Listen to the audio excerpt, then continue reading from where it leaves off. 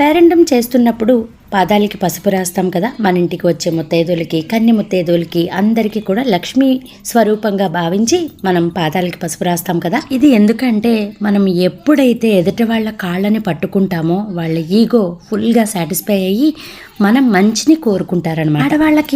ఆడవాళ్లే శత్రువులు అనే నానుడి మాత్రం ఇక్కడ ఈ పేరెంటాల్లో ఈ పసుపు రాజే చోట మాత్రం అస్సలు సెట్ కాదనమాట. ఎందుకంటే మన ఇంటికి వచ్చే ముత్తైదువుని కానీ బాల పేరెంటాళ్ళని కానీ మనం లక్ష్మీ స్వరూపంగా, అమ్మవారి స్వరూపంగా భావిస్తాం కాబట్టి వాళ్ళ కాళ్ళని మనం పట్టుకుని పసుపు రాయడం వల్ల వాళ్ళ మన మంచిని, మన క్షేమాన్ని కోరుకుంటారు కాబట్టి. అంతేకాదు మన కాళ్ళకి మనకి కనబడిన బ్యాక్టీరియా ఉంటుంది కాబట్టి ఈ పసుపు యాంటీబయాటిక్గా పనిచేస్తుంది కాబట్టి మనకి కాళ్ళకి ఉన్న బ్యాక్టీరియాని నిర్మూలిస్తుంది అనమాట.